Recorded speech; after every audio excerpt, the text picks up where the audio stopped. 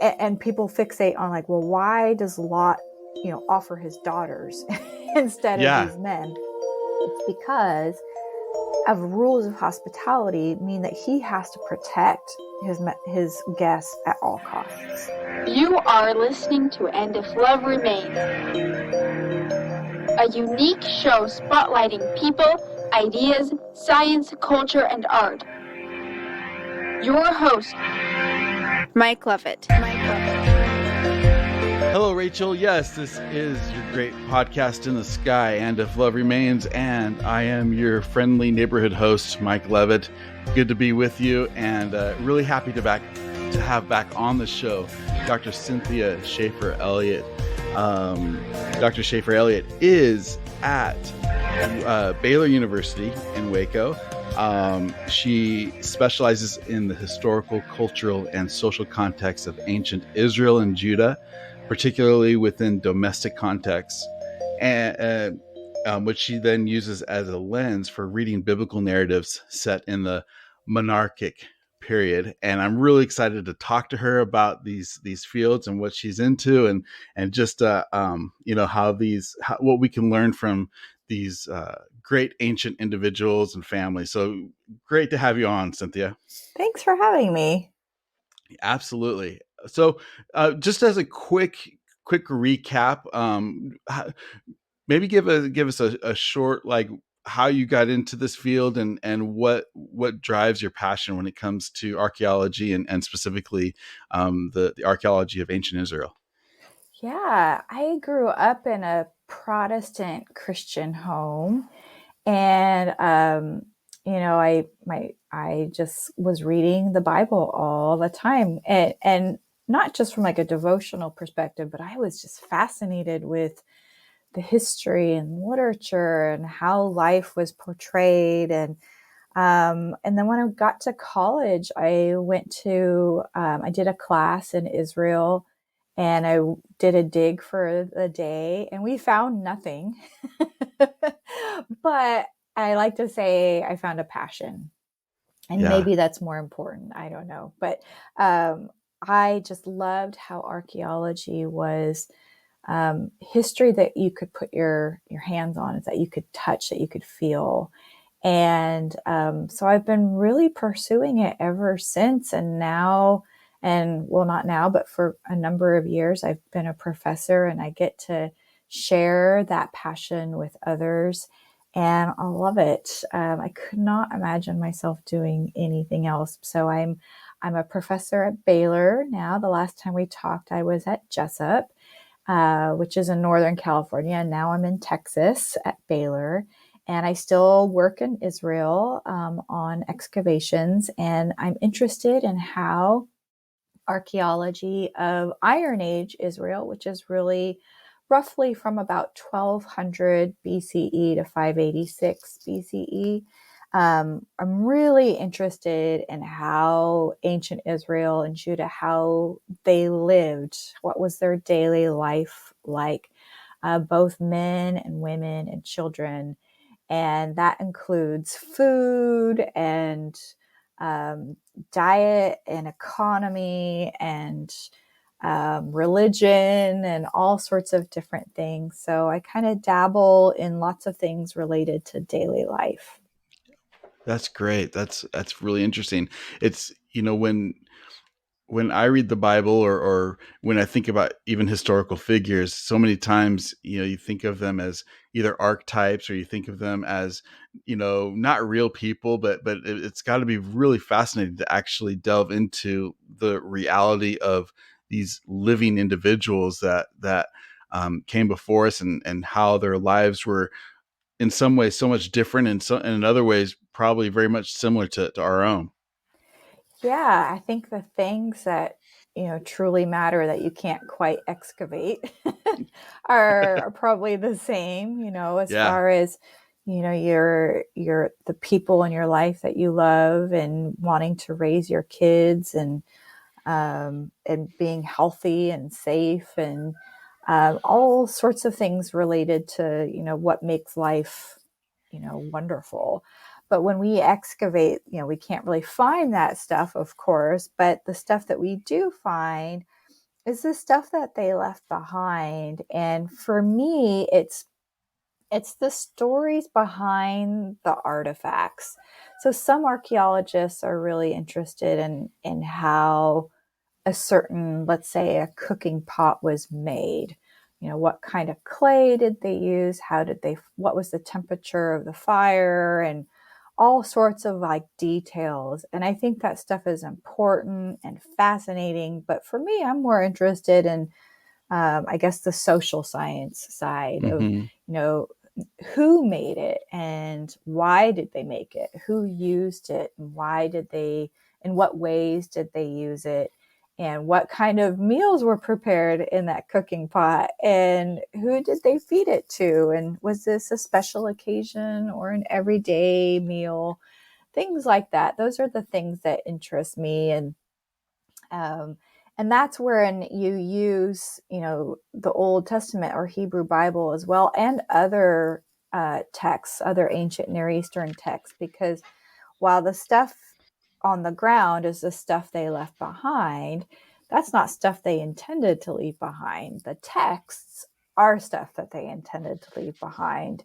And so you want to use everything at your disposal to try to understand that world as best as we can, you know, with our limited knowledge.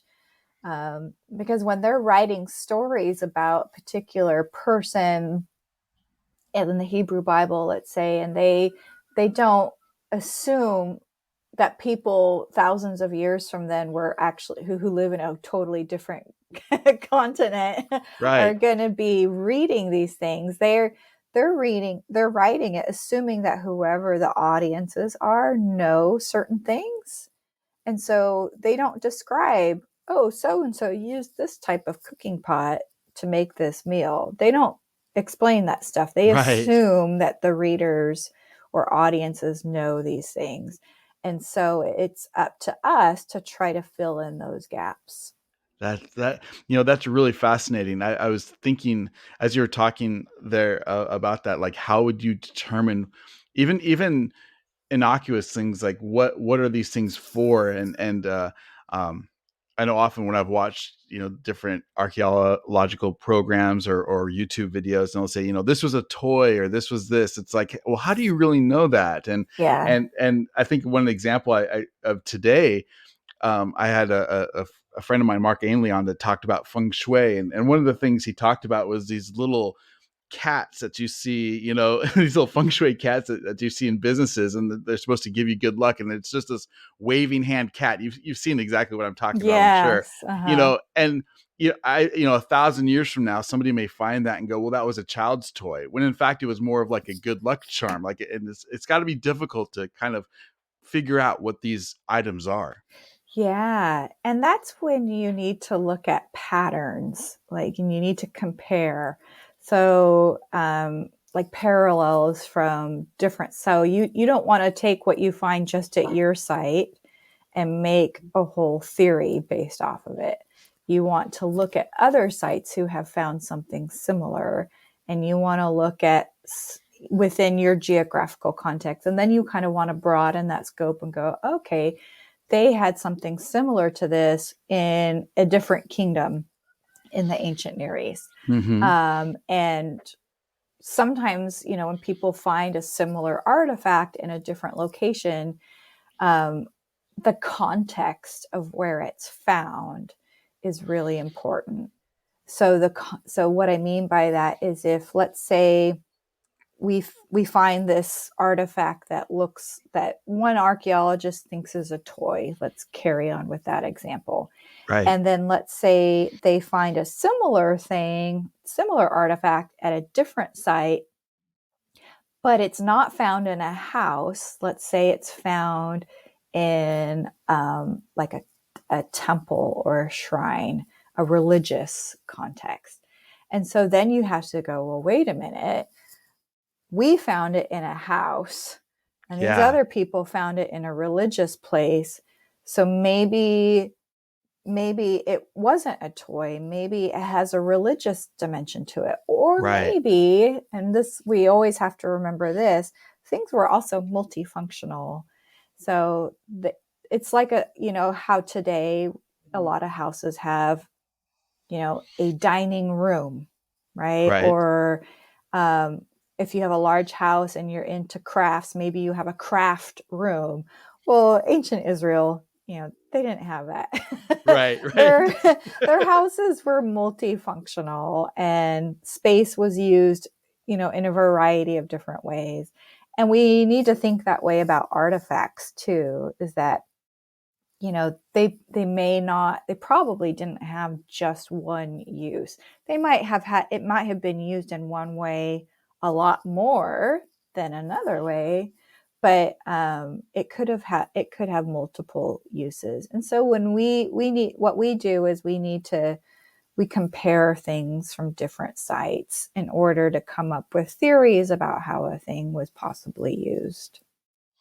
What are some of the um from your perspective, and maybe these are kind of technical and that's okay, but what are some of the exciting theories or ideas or kind of cutting edge things that you're working on, or that is in your industry right now that you're finding exciting?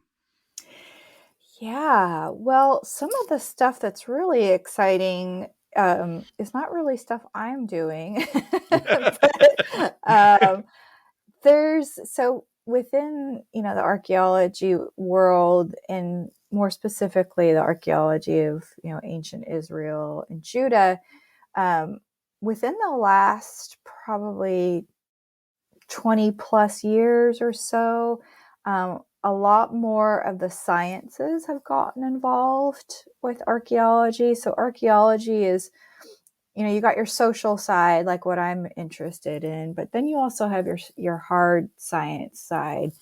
And you get people who specialize in animal bones. We call them zooarchaeologists, or botanical remains. So, microarchaeologists. So the botanical remains, so say if we're excavating and we find carbonized pits, let's say olive pits, Uh-huh. you have people who specialize, scientists who specialize in that.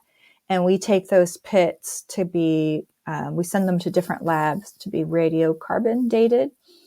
And that's really exciting. And then you have people who look at animal bones who can say, oh, not just, hey, this is a sheep or a goat, but they could tell you all sorts of fascinating things. Like there's butchering marks on this, and it can tell us, and it could tell them so much information about, economy and diet and what type of animals were raised and Right. how old the animals were if they were butchered.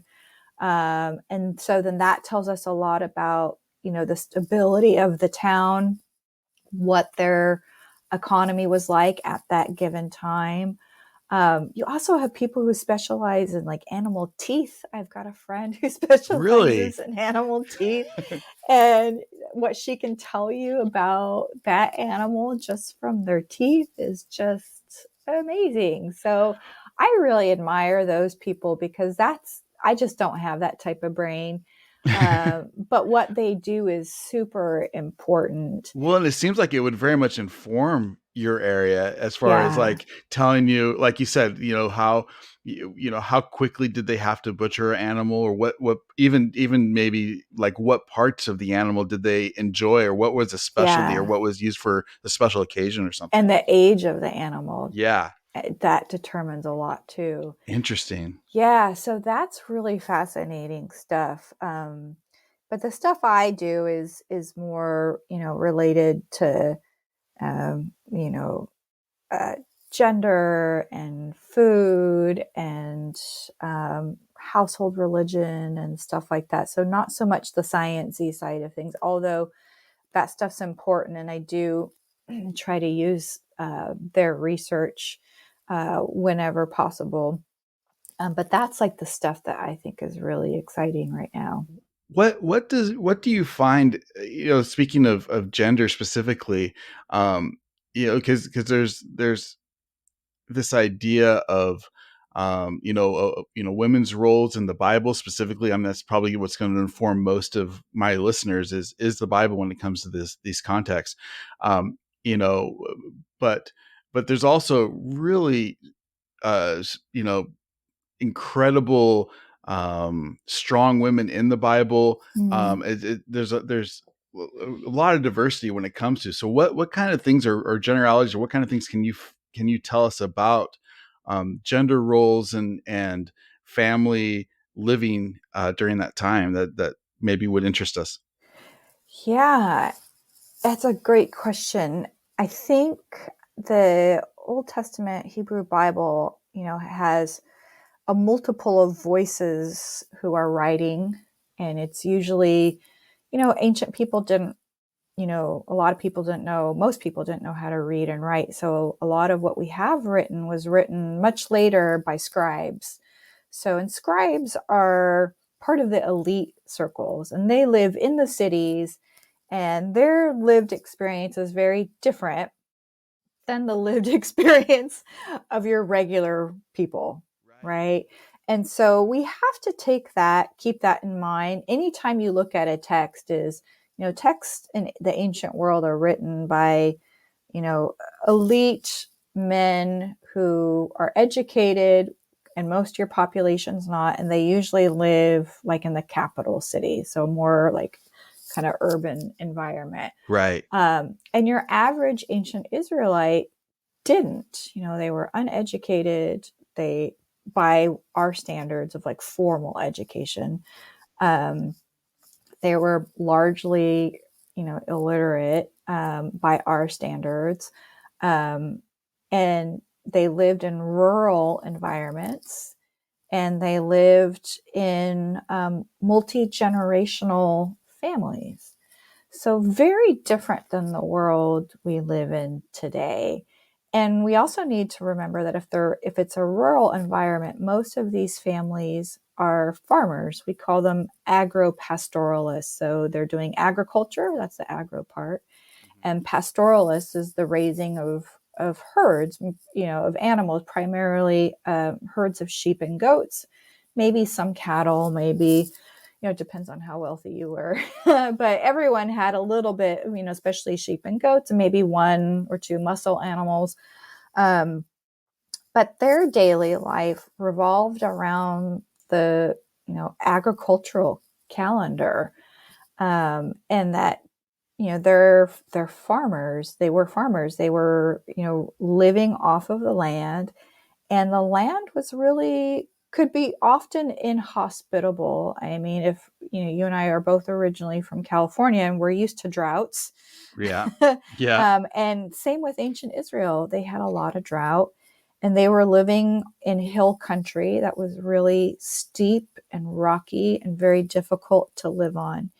And so the fertility of your land and of your animals and of your people was really important. And one, household could consist of, grandparents, their married sons and their families, any unmarried children. So you could have, 3 generations of a family living together in one probably small house. And then as far as like gender roles, it seems from both archaeology and from the Hebrew Bible and from other ancient Near Eastern texts, and so there's this field within anthropology called ethnography, and ethnography is basically people watching. Okay. Right. So instead of going to the mall and watch people, or the airport, you would go and you would observe some society or village or what have you. And so when it comes to like ancient Israel, anthropologists might go and observe a small rural village in like Western Iran or Jordan, or even a Palestinian family, nomadic family, Bedouin family. And so we just observe them for extended periods of time and try to think about, okay, how they lived. Does that help us understand how their ancient ancestors lived? And it can. So what we've observed in using all those elements of research, so many strands, it's not just like one strand, but many strands of evidence, that show that people who are basically subsistence level farmers, they make just enough to survive and maybe store enough for the next season. That's what we mean by subsistence. That ancient Israel were subsistence level farmers. And in that case, you don't really have the luxury of gender roles Right. because it's all about survival. And if it's all about survival, you don't really care so Yeah. much about who's doing what because everyone, it's all hands on deck. Yeah. Everyone has to participate in the survival of the family. And it, regardless of your age, regardless of your sex, regardless of any other differential, it's everyone helps the family survive. And in that world, you wouldn't have there's not like this sense of individuality like we have today. You were who you were based on who your family was. Interesting. Yeah. Yeah. And so, but the only kind of caveat to all that would be like the female reproductive role. Right. Because of course, she can do things that men can't do. Right. So, And she has special needs because of that, and right, exactly. So a woman's not going to be out plowing a field if at 8 months pregnant, unless she absolutely has to. So when I say like absolutely has to, you do have to think about in times of war. Right. In times of war, the men would be called up to go to war, leaving the women and the children and the elderly at home. And so everyone has to know how to do everything in this world. Now, granted, women, if they're pregnant or have just given birth or are breastfeeding or weaning a child, the household survival tasks that they're doing, they might have been kind of closer to the house as opposed to on a daily basis, as opposed to like out in a far field or something Right. like that. But, there are certain times of year where planting and harvest, where regardless of, unless you just gave birth yesterday, you're out there Yeah. helping. So I think it's hard for us today because we try to think that the biblical world was how we think is, like Right. how it is for some people today. And I think we would all be really surprised if we could travel back in time, what the reality of the situation. Yes, I think you're right. That's really fascinating.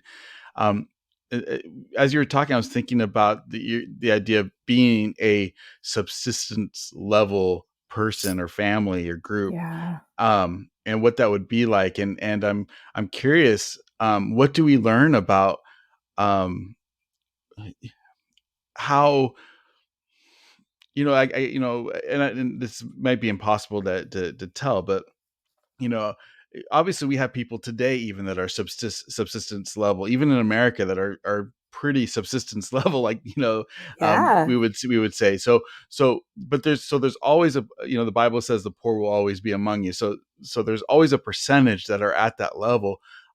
What kind of percentage are we talking about of a population might be at that level, and what were some techniques or what were some things that we find that to help them, because obviously they all didn't die. So how did they store food? Is it kind of that salted meat thing? Like, what did they do? What kind of things did they do to preserve, to survive during times of drought?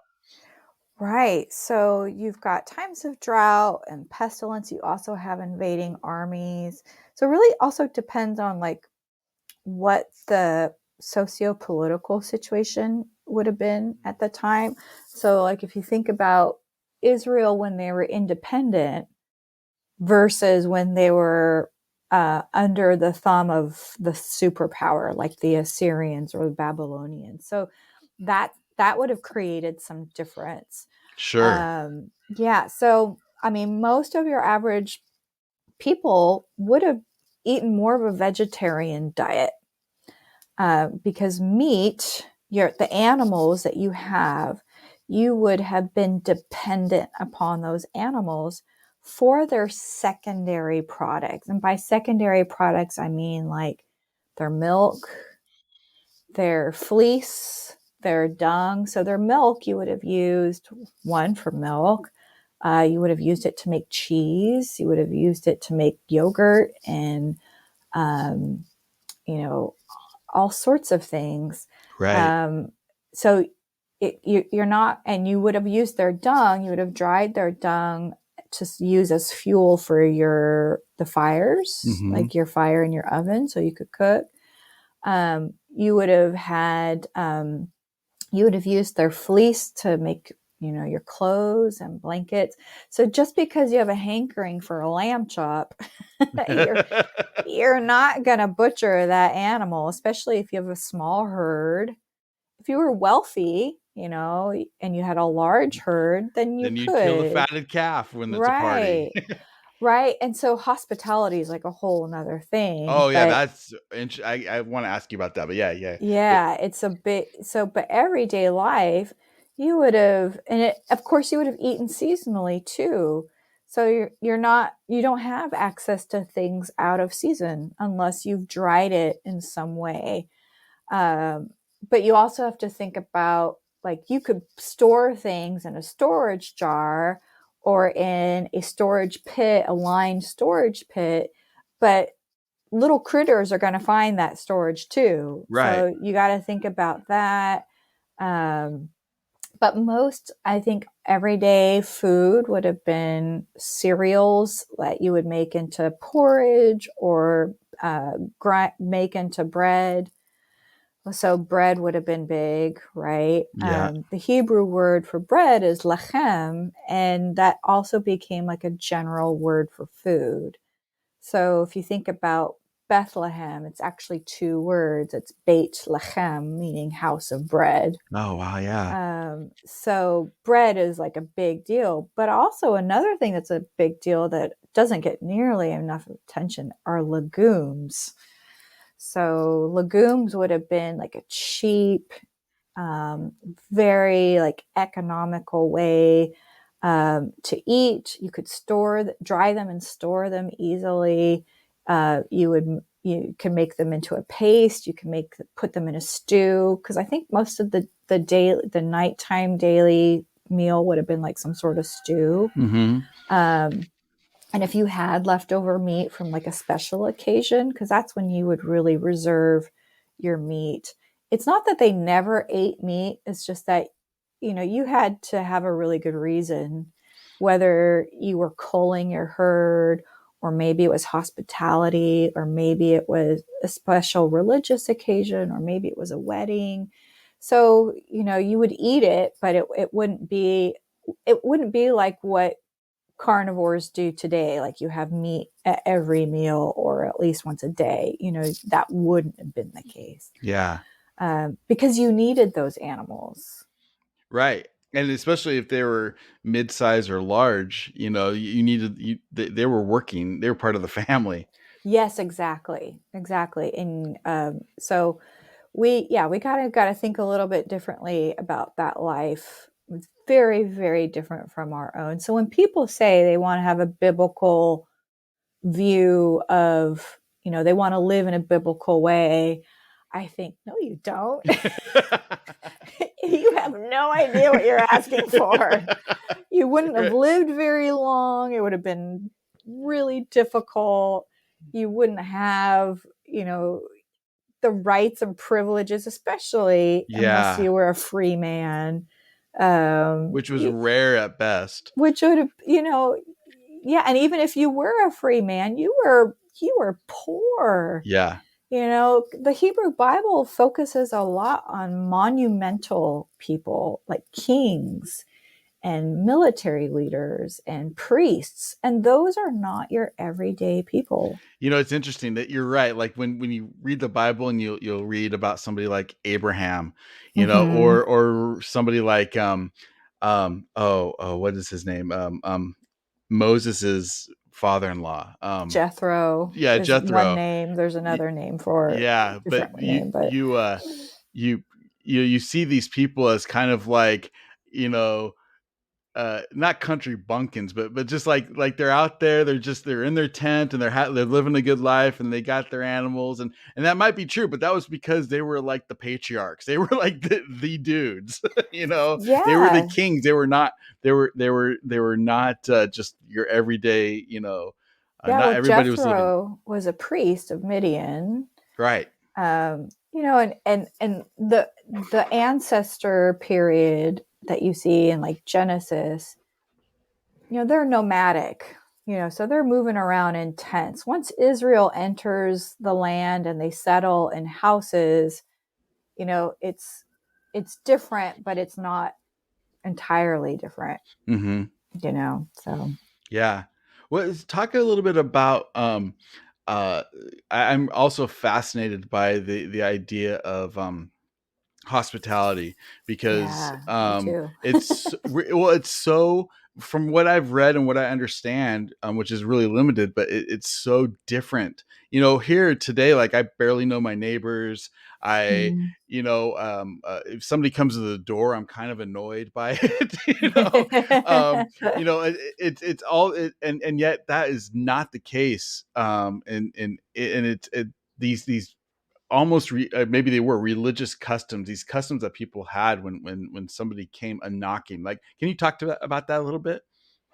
Yeah, sure. So as far as hospitality goes, um, it, I mean, well, your average Israelite would have lived, with and near with their, household, which would have been family, and maybe people who weren't family, like people who, slaves or hired workers or something like that.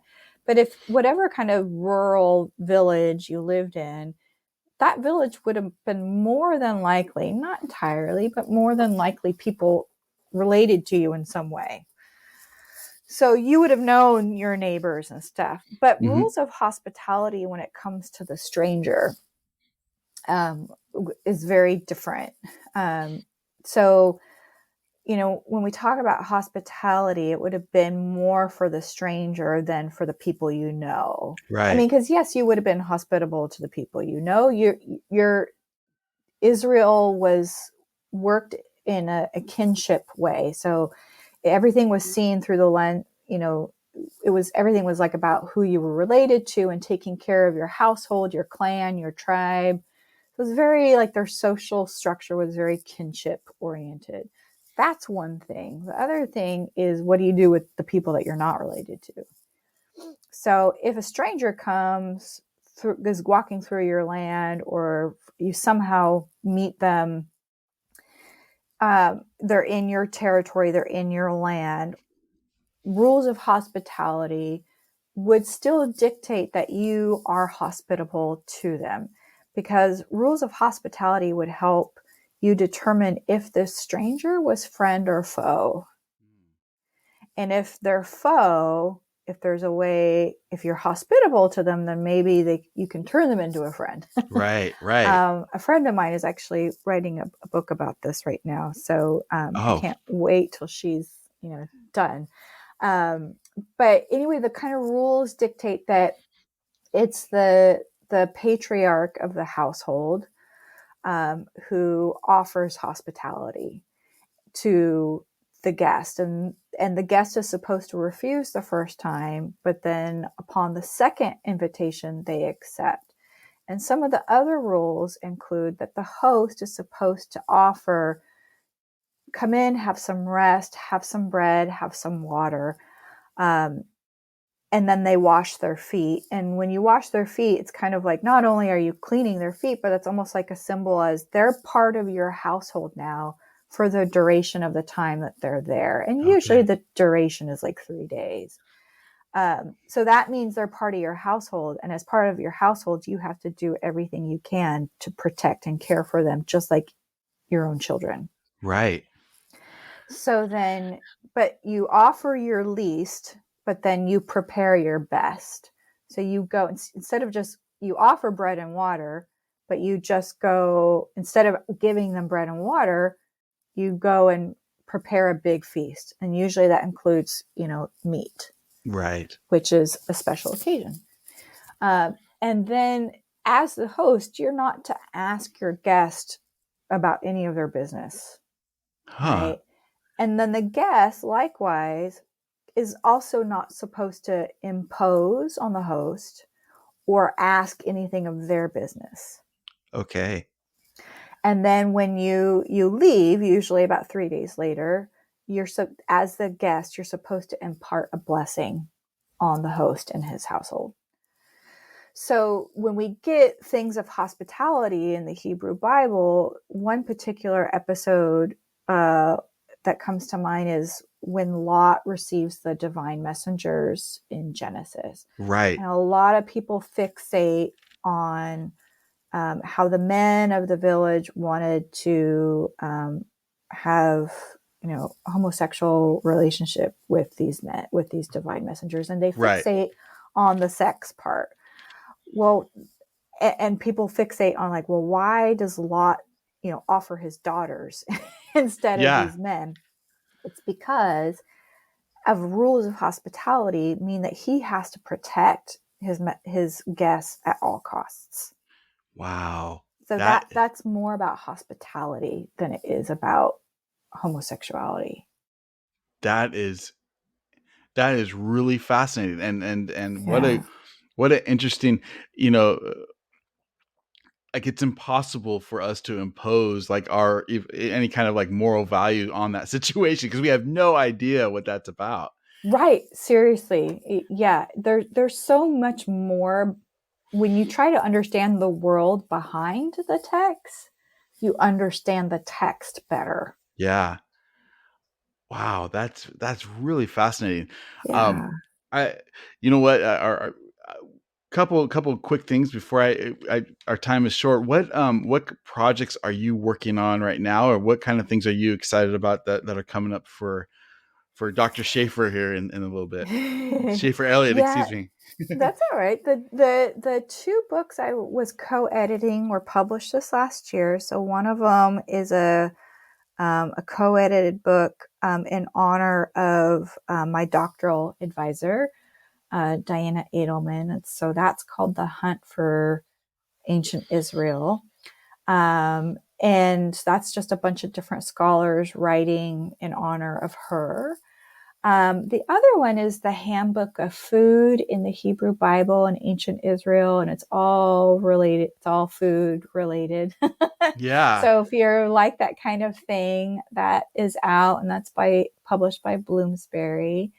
I'm co-authoring a book with one of my colleagues from Jessup, and I'm not sure what the actual title is going to be, but we're kind of tentatively calling it Theology from the Ground Up, because she's a theologian, and she's a Hebrew Bible scholar as well, but more of a theologian than I am. And of course, I do the archaeology side. And she came up with this great idea. Her name's Libby Backfish, and she came up with this great idea about how, theologians of the Hebrew Bible always say we should take context in consideration, but they hardly ever do. So we've kind of taken about a number of topics, and I look at that topic from a cultural and social context.